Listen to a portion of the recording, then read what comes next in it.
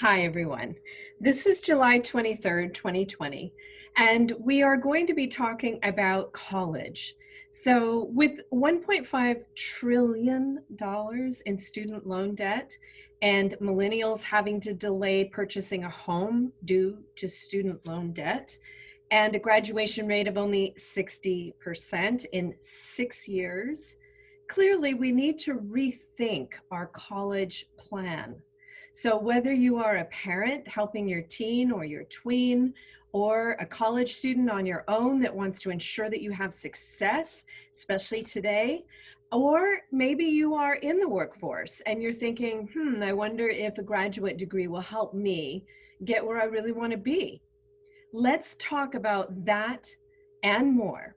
In today's world, we additionally have to think about, online learning. Is it really worth paying the premium price for online learning? So we'll be discussing all of this and more in just a few moments, and I'm going to pause for now, but I'll be back.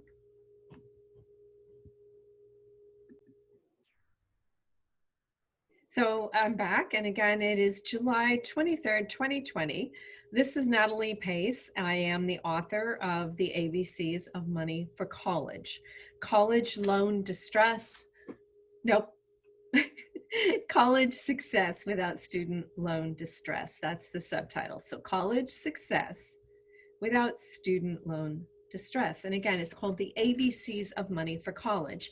In Kindle version, it's under $4. So it's a very good investment of your time. I'm going to go over quite a lot that I cover, obviously in greater detail in the book. However, the book is short. It's intended to be easy to read, easy to resource. Like if you are looking to go back to college, just jump right to that section. If you're a parent and your child is still in elementary school, you read the first section that talks about how to start the college fund now and why you want to do that.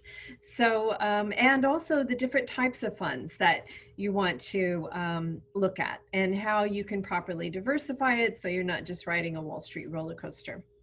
All right, so the other ways that you can access these resources, and the easiest way to access the ABCs of Money for College, whether you want the print edition or the ebook, is simply to go to nataliepace.com and click on the book cover.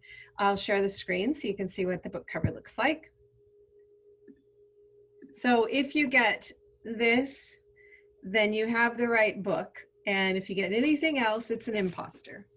The ABCs of Money for College.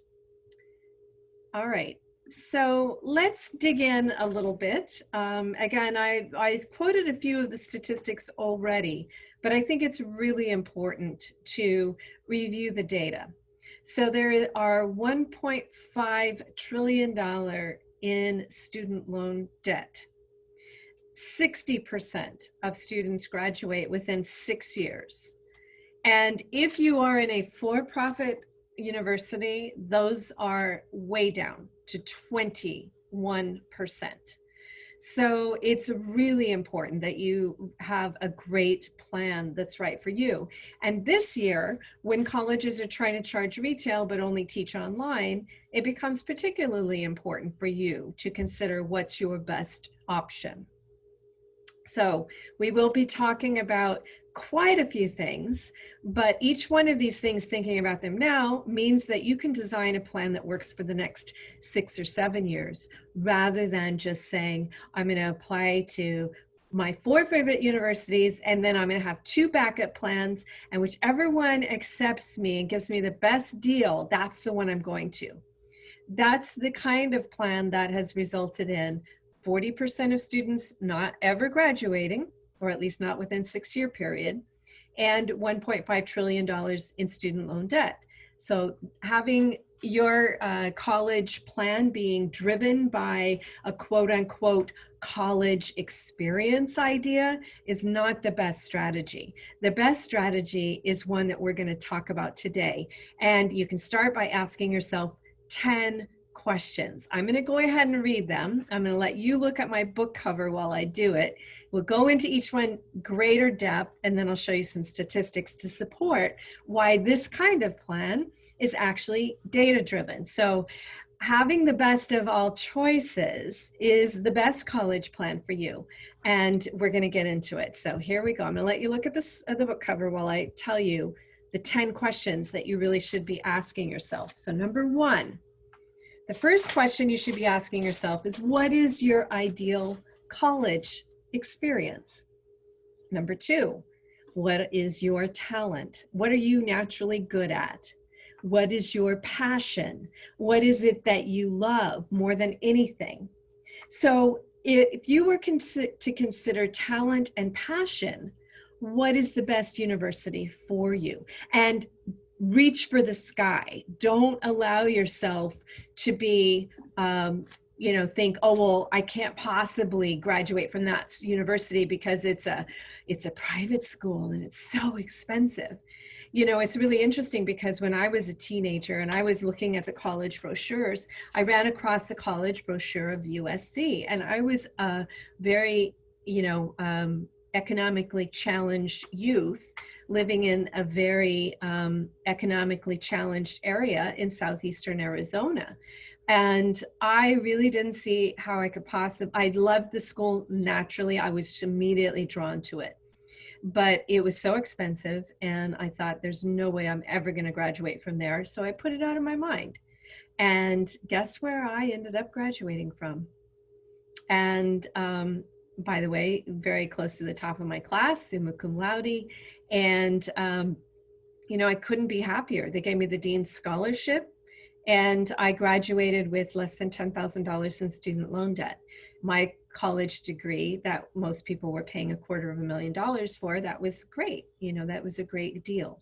So do not, it was a long and winding path to get there. And that's why I'm writing this book, is to help you not have a long and winding path so that you can actually get there. You have probably a lot more support than I had. I was pretty much on my own. I didn't have a lot of support, financial or emotional, or, anybody rooting me on, hey, you can do it. It's pretty much on my own trying to figure it out. So let's help you figure it out so that you can do it better and faster. But don't rule out that dream come true college that you just think is out of reach. Put it down. Okay. All right. I'm going to read a few more of the questions that we want to look at. Okay. So for most people, considering a gap year is a very good idea. It is highly correlated with success. When you just think about it, if you've been spending the last, 15, 16 years in school of one kind or another, elementary school, high school, but also preschool, nursery school, you're probably a little tired of that. And real life can be a very good experience. And it can also help you to appreciate why you would be going to the university in the first place. It could be a competitive advantage. What if you took your gap year in a foreign country? Now, this year, obviously, that's going to be harder to do. But there are communities, even in America, that speak a second language fluently. So what happens if you decided that you were going to go and live with a relative and learn how to speak another language fluently? That might be a very good use of your gap year time. So a gap year is highly correlated with success in college. And if you were in another country, it would be something that everybody does. It wouldn't even be a question. We saw that Sasha, I believe Sasha is the older one, Sasha Obama, took a gap year. She got accepted to Harvard, and she took a gap year and then went, after the gap year was done. So you can do it that way. There are other ways to do the gap year, but this is something to consider because it can give you an emotional competitive advantage in the university, in that you appreciate what, how you're going to get a better job by having a degree. It also can help you to flush out what it is that you like to do. And if you're smart and you incorporate learning another language by immersing yourself in a situation where learning another language is going to be something that's easy to do, which means other people speak that language all day long, that would be a very, very good use of your time. All right, let's go back to, you get to look at the book and I'm going to read a few more. All right, here's a few more questions. So have a 6-year plan rather than the plan of whatever university will have you. So what I see a lot is that people are writing down the list of the universities they really want, and then they write down one that's a backup plan. And then they submit to all these universities. They get the highest SAT score. They write their all of the papers that they have to submit, and they write their essay. And then they go to wherever will accept them. And if more than one accepts them, then they go to the one where they can get the best funding, or the one they like the more. That isn't necessarily the best plan, because you're paying retail for that plan. So what if you could get a better degree for half the cost at the university that you really want to go to, rather than the 4th or the 5th one that was on your list as a backup? There are ways to do that. It's a carefully designed plan. And what a lot of students are doing is that they have peer pressure. Oh, I got into UC Santa Barbara. I got into blah, blah, blah. And most of the time it's not even an Ivy League school. So it used to be if you got accepted into an Ivy League school, it would be bragging rights. Now it's just about anything. But you are paying retail for something that maybe you really don't even want. And when you get to year 3, if you're kind of like realizing it's a lot more work than you realized, and maybe it's not even in the area of study that you're interested in, maybe you're going to become one of the terrible statistics on that. So we want to have a 6-year plan. Nobody expects you to know what you want to be when you're, a senior in high school, or even a junior in high school, or even a freshman in college. You don't have to have a clear set idea of exactly what you want. And in fact, if you don't have a clear set idea, the gap year and designing a plan, maybe through getting your general ed coursework done at a local junior college, is going to be better for you, because you can start discovering what your talents and passions really are. As the Buddha says, when you work at a job you love, you never have to work a day of your life. So the real goal here is finding what you are put on this planet to do. And that means you really do have to do a sounding of what your talents and passions are, because those are the things you're naturally good at. Those are the things you enjoy doing. When you put your heart into it, you're going to actually find that you get better results. Longer hours, harder work, smarter work, and passion are going to always win out over, it was the college that accepted me, and gee, I think I want to do this. Okay. All right, so we also want to talk about how you're going to cover your basic needs. What's going to be your income strategy? Have you saved up enough money? Do you have a college savings plan? Has that compounded gains? Do you have enough in there that you don't have to work? College is hard work enough, and your grades will absolutely suffer if you have to go to college and work. So getting the college savings plan early and establishing that early is key. In my book, I talk about, listen, I was one of those students that did not have funding from my parents. So, I really wish that I had started my own college savings plan, or a dependent IRA, something at all. So I had to bootstrap myself. But I'm just telling you, even if you don't have a lot of financial support from your parents, for whatever reason that might be, every time you get your hands on money, put 30% into a college fund of some kind. Don't put it in a piggy bank. There are many reasons why that's not a good idea. First off, we want your money to start making money for you. So the college fund helps you with that. And secondly, it keeps you from dipping your hand in the jar. It's really, rich people don't put their money in jars, and it's really easy to pull your money out of a jar. So don't do that plan. Don't use the piggy bank plan. What's your passive income strategy? I like to use a story of, one woman I knew who went to medical school, and she paid rent to her best friend who was the landlord. Guess who came out with $250,000 in debt, and who was living much better because they had passive income coming in while they were going through medical school.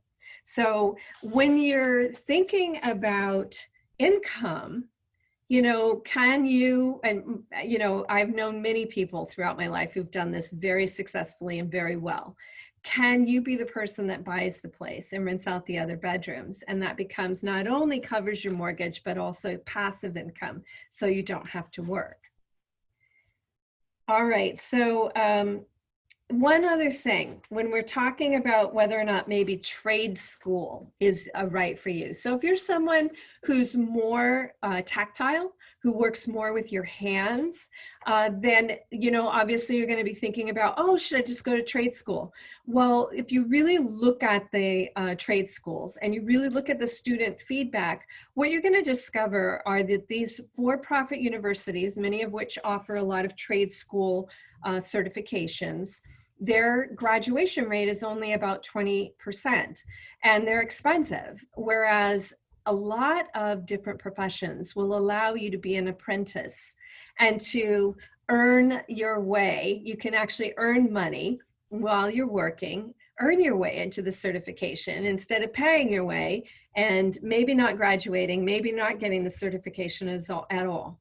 So this is a very, very good idea. If you think that trade school is right for you, look at the student feedback, consider getting an apprenticeship with someone local, or if there's another town that you'd like to live in, or a friend of your family's who does something that you're interested in doing, can you go be an apprentice and learn the trade by doing it and get the certifications from the master? Whether it's the master welder, the master electrician, can they teach you, and you can pass the certification through their teachings and their guidance on the job while earning money. So the bottom line here is that the best thing we can do is to design a plan for you that's going to equate with you getting a better degree at the university that you really want to go to for half the price or more, so that you don't have any student loan debt or a very low amount of student loan debt. And again, that is what the ABCs of Money for College is designed to do for you. So parents, start when your kids are born. Teens and tweens, you start yourself. At 30% of gift money should be going into a college fund or a dependent IRA. All right, so I want to show you a few screens that help us as well to understand all of this. So here's the one that talks about student loan debt. So it's $1.54 trillion. Here's the screen that talks about the graduation rate. So you can see that 60%. But if you look at the difference between public institutions, so public universities, 60%, 66% at private nonprofits, those would be like the Ivy Leagues, 21% at for-profits. That's what's dragging the numbers down. And that one is heartbreaking, because those are whenever you don't get a degree. So this is saying that almost 80% of people who are enrolling in these for-profit institutions are not graduating. So they are taking on the debt without ever getting the degree. That's not a good strategy. These are the fastest growing occupations, and you can see very clearly here that a lot of them are trades: photovoltaic installers, wind turbine service technicians. There's certainly a lot in medical, and there's a lot also in like app developers as well. We'll see that in one of the other screens. And it also tells you what the median pay. So, going ahead and getting your training as a solar PV installer or a wind turbine service technician, that's not a bad investment of your time, particularly if you can do it as an apprentice. A physician's assistant makes a pretty decent wage. Statisticians, nurse practitioners, pretty good wages. Mathematicians, software app developers. Let's also look at the highest paying, and a lot of these are going to be in the medical care, but you can also see that, well, CEOs do very well as well. So nurse, anesthetists, that one I wouldn't have guessed. So there's a lot in medical. And then these are the most new jobs. Now, you can see there's a lot of demand for personal care aides or food prep, but the pay is really low. Whereas an RN, there you go, that's some decent wage. A software developer, great wage. Operations manager, pretty decent wages. So, you know, you want to make sure that whatever it is that you're investing in is going to equate to a livable wage for yourself. This is Apprenticeshipgov, where you can search for whatever it is that you might be interested in. So employers and educators and career seekers can all come here to see if there's something that suits them. I even found a tectonic apprenticeship for software development.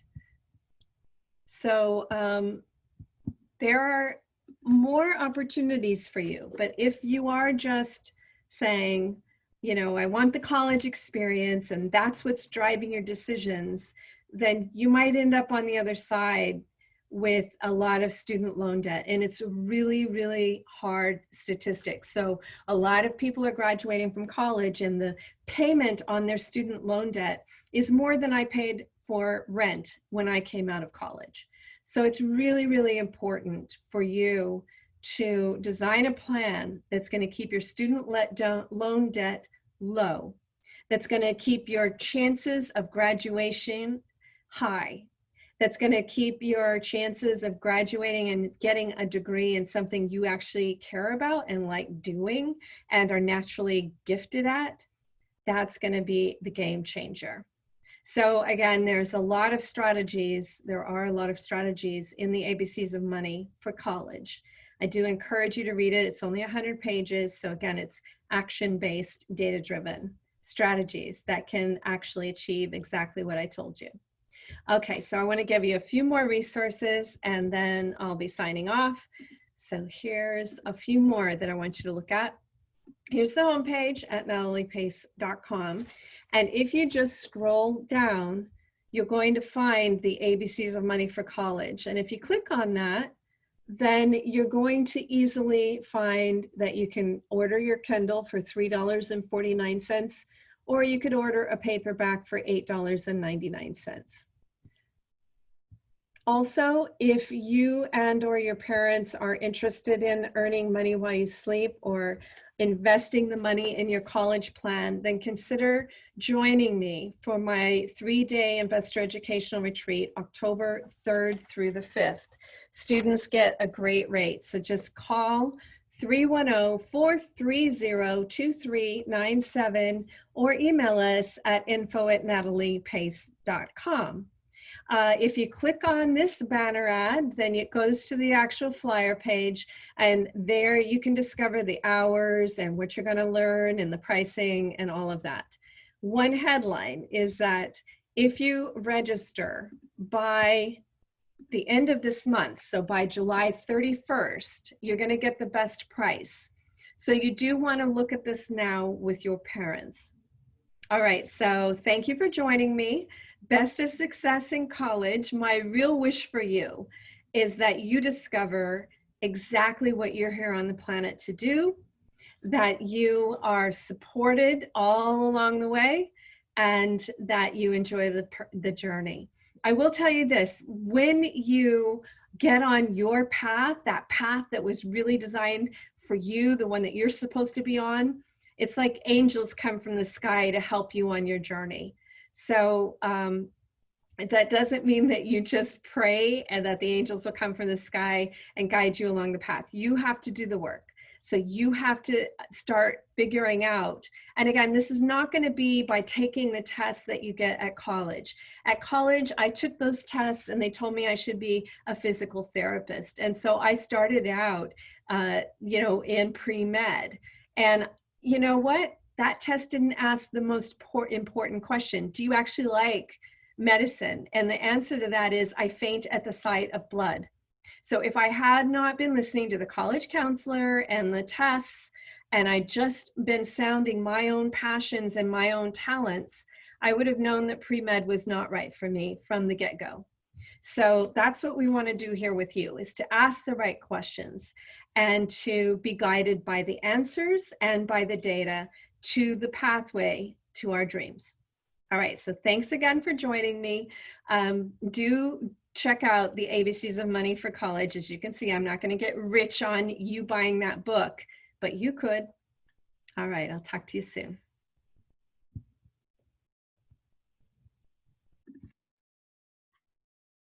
All right, I did think of two other things. So I have been doing these teleconferences, these video conferences, once or twice a month, typically on Thursdays at 5 p.m. Pacific time. Now, if you have a topic that you would like for us to discuss, please either email info@nataliepace.com or put the comment on Twitter. I'm going to share the screen so you can see how easy it is to find me on Twitter. So this is my Twitter page. It's twitter.com/Natalie Pace. Also, you can watch my video conferences back on my YouTube channel, which is youtube.com/Natalie Pace. So we talk about real estate. We've talked about gold. We've had other teleconferences that I'd be happy to share with you. We just transitioned over to this new YouTube channel. So the old YouTube channel has some of the previous video conferences, which we're happy to share with you if you would like them as well. Interviews with John Perkins, with the senior index analyst of the S&P 500. So we're basically here to help you live your best life, solve your money issues. For a lot of us, the thing that we think is stopping us from living our best life is typically money. So let's find solutions for all of those things. All right, I look forward to our next time together right here, answering your questions to your most pressing needs. All right, see you soon. Bye.